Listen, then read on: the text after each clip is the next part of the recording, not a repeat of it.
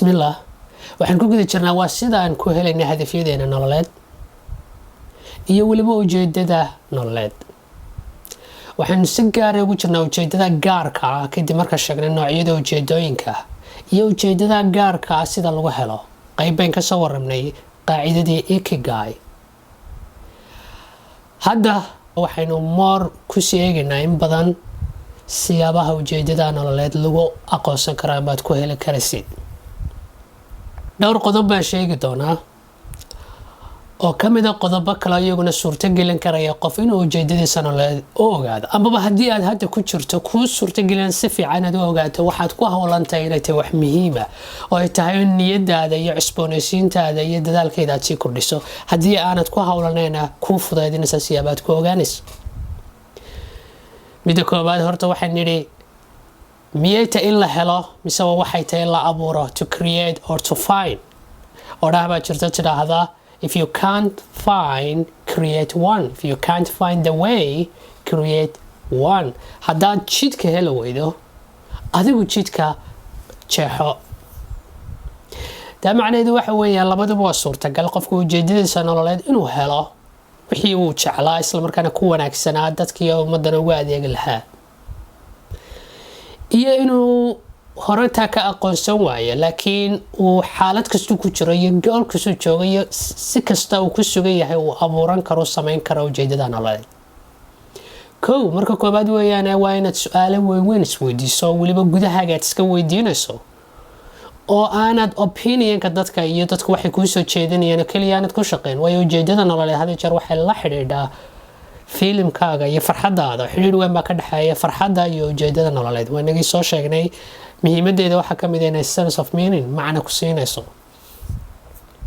marka marba haddii baahiyihii iyo waxyaabihii qofku uu ka qayb qaadanaya fara badan yihiin oo tiro beelaan, waa inaad kuwaad adigu isweydiinaysa iyo kuwa aad gudahaaga iska weydiinayso adiga kaa turjumaya waxaad hab iyo farxad ku dareemayso.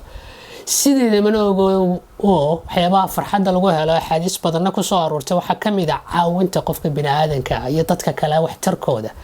waa waxyaabaha farxadda iyo sacaadada lagu helo. ujeedadana maxay nidhi farxad iyo sacaada ku siinaysaa. idan marka waa inaad isweydiiso waxaad isleedahay ummadaada kaga qayb qaado arrin isla markaana aad ku dareemayso farxad. su-aalahaas waa qayb ka mid ah. meelaha kale aad ka ogaan karto waxaa ka mid ah akhriska badan ee aad wax akhriyayso. aqoontaada iyo fahamkaaga iyo ogaalkaaga markuu kobco iyadana waxaa kuu fududaanaysa inaad ogaan karaysid akhriskaa badan iyo aqoontaa badan inaad ficil mar walba isku dayda inaad u bedesho dabeetana aad marka dambe helayso.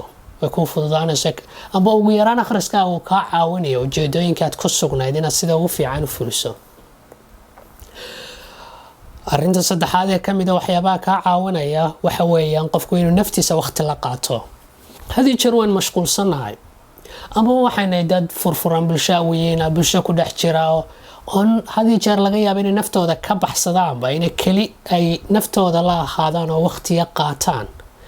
waqtiga kelidaahi wuxuu ku suurtagelinayaa inaad reflection samaysid oo aad wax badan naftaada iska weydiisid. maxaad naftaada u qabatay ood adigu wax tarsatay? maxay tahay inaad bedesho dabeecado iyo caadooyin xunxun aad leedahay? maxaad ummadda ku biirisaa? maxaad adigu ka qayb qaadataa? macalaacal iyo cabashumaad ku jirtaa? adiga doorkaagii muxuu yahay? qoyskaaga ka waran, caafimaadkaaga ka waran, cibaadadaada ka waran. inaad naftaada xilliyo ka mida siisad waqti la qaadato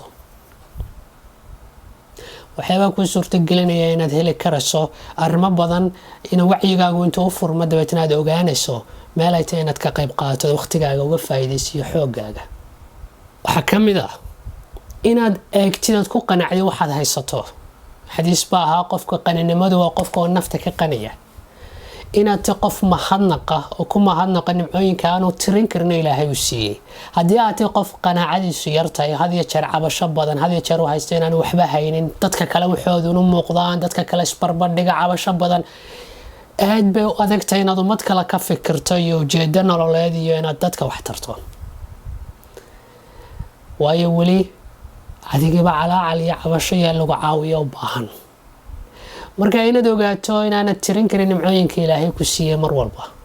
hadaad caafimaad qabto, haddii xadiiskii nabi sal ly slam ahaa qofka dhowrka arrimood meeshuu seexanayay wuxuu cunayay iyo meeshuu hoygiisii helaa dunidii dhan qof loo soo ururiyay bay ka mid tahay. haddaad ogtahay islaamnimadii caafimaadkaas inaan waxba kaa maqnayn oo aad mahadnaqaa leedahay shukriga iyo qaninimada nafeed aad leedahay, iyadana waa arrin kale kuu suurto gelinaysaa inaad meel sare ka fikirto oo dad kala xasuusato. marka inaad eegtid waxaanad haysatood mahadnaqa badisid baa ka mid a waxyaabaha kuu suurto gelinaya. waxaa ka mid a communitygaaga iyo bulshadaada inaad ka warhayso ood ku jirto ood qayb ka noqotid baahiyahooga iyo dhibaatooyinkooda, iyo hadday hawlo ku hawlayiin ood ka warhaysod xoogaal u tahay, iyadana way kaa caawinaysaa inaad ogaatid doorkaagii iyo waxay tahay inaad ku qaybtid. ma waqtibaa, ma dhaqaalaa, ma aqoonbaa, meesha ay tahay inaad buuxiso aad ka qayb qaadanaysa mise waa talo. arrimahaasoo dhani waxay kuu suurto gelinayaan ama qayb ka yihiin su-aalaha aad isweydiinayso, aqoontaada iyo akhriskaaga, inaad naftaada waqti la qaadato xilliyada qaarkood, bulshadaada inaad ka mid ahaa dad ka warhayso, inaad mahadnaqa badiso nimcooyinka ilaahay ku siiyaan tirada badan.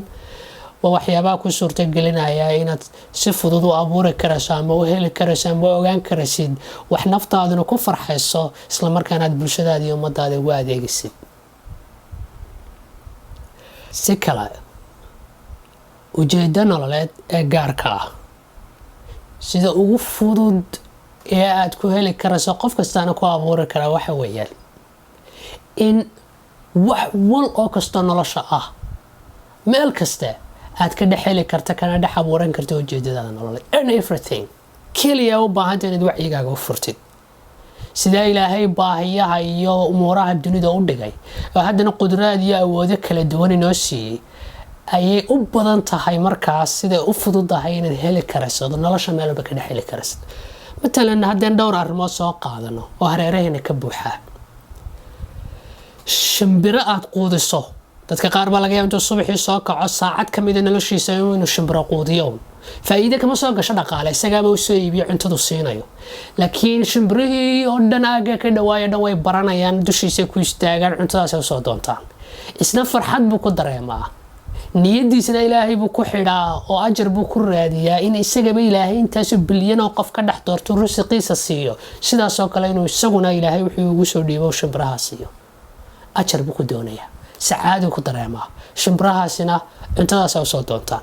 intaasaa laga yaaba noloshiisoo dhan inuu waqti yaroo ka mida uu siiyo, isagoo arrimihiisii kaloo dhan haysta, shaqadiisii arrimihiisii kaloo dhan haysta. waa markay nari qasab maaha qaacidada Ikigai soo sheegnay inaad mar walba afartaba hal shay ka hesho. baarboskaagana meel baad ka heli kartaa, noloshaada kalena meel baad ka soo saari karaysa. qof baa laga yaabaa jaarkiisa iyo xaafadiisa oo keliyaata aagaa afartanka qoys ee ku hareereysan iyo ka badanba inuu ka warhayo xoogaalu yahay isku xidho dadka baahan ee dhibaataysan, kadibna uu ogaado kuwa wax haysta ilaahay wax siiyey, dabeetana waxay tuurayaan iyo waxa ayna rabin iyo dhaqaadhaan yar ku qoraba uu isku xidho uu gaadhsiiyo kuwa baahan, kuna dadaalo siduu u hubin lahaa in aagiisa aanay cidu ugu gaajooteen. waqti yaro ka mid a ayuunbuu geliyaa asbuucii ama bishii, dabeetana xoogaalkaas iyo dad uu isku xidho arrimahaasuu ka warhaya, isagoo heer laga yaabo marka dambe inuu u gudbo jaararka kale iyo dadka kale uu inspire garayo ku dhiirogeliyo. laakiin marka hore halkaasuu ka bilaabaa. qof baa laga yaabaa masaajidka xaafadiisa jimco ka mid amba waqti ka mid a inuu si iska wax u qabsaa uga qayb qaato, uu banaanka istaago, dadka qaadhaanka uga ururiyo, nadaafadiisa ka qayb qaato, dadka wax uu weydiiyo, masaajidka waqti ka mid a uu geliyo.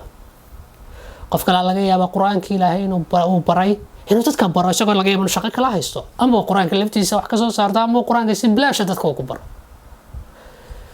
midna ogsoono xadiis baa nabi sallallahu alayhi wasallam uu leeyahay dadka waxa ugu khayr badan kuwooda ugu anfaca badan, khayru naasi anfacahum linnaas.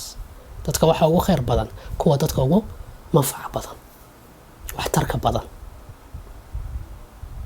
marba haddaad ilaahay dartii u niyeysatad ajar ka rabto, dadkana aad wax tarayso, saacad ka mid a noloshaada ha noqotee, kuwa nabigu sheegay sallallahu alayhi wasallam dadka ugu khayrka badan ayaad ka mid tahay. ha yaraysanin oo hayso dhan waxaad qabanaysaa wax weyn maaha. laga yaabaa inaad waqtigaaga dhan geliso waqti badan oo hesho 2 saacadood laga yaabaa isbuucii waqti kamid ah inaad hesho laga yaabaa bishii waqti kamid ah inaad tay hareerahaaga hadaad eegto meel walba waxaad ka helaysaa baahi amba arrin aad buuxin karayso door ka qaadan karayso oo ajarna ka helayso umadana kaaga aayayso dadna aad ku dhiirigelinayso raad wanaagsan aad kaga tagayso khayr aad ku helayso ujeedana nololeed maaha wax meel fogaytay inaan ka raadino saaw adag waa wax hareeraheena iyo gondaheena mar walba yaala kaliya qofku waxa u baahan tahay inuu wacyigiisana u furo naftiisa inuu ku mashquulka iyo warwarkeeda iyo cabashadeeda iyo calaacalkiisa ku jirana intuu ka dhaxbaxo walxamdulillah yiraahdo kadibna uu dadka kale ka fikro ilaahay baahidaadina waa daboolaya xadiiska nabiga sallallahu alayhi wasallam waa keenna lahaa dhamaadka xadiiska inta adoonku ka hawlayahay qof kale walaalka caawintiisa ilaahayna wuxuu ka hawlayay isaga caawintiisa ugu dambeyntii qasam ah inaad ujeedadaada gaarka ah hal mid noqoto mid iyo laba noqon kartaa waliba inta hore bilowga laakiin markaad muddo ku sii jirto muddo khibrad iyo waaya aragnimo hesho waxa laga yaabaa inaad mideyso arrimahaas oo dhan oo laba ujeedo waaweyn aad noloshaada u istaagto mid ah tii guud ee cibaadadeeda hadiya aakhiradaada gaarka ahayd iyo mid ah midan kale ummadaada wax ugu tarayso iyaduna aakhiradaada iyo adduunkaagaba u adeegaysa oo ka caawinaysa lagana yaabo inay noqoto sabab kamid ah sababaha Ilaahay raali kaaga noqdo jannada ku gasho mahadsantiin. Assalaamu calaykum.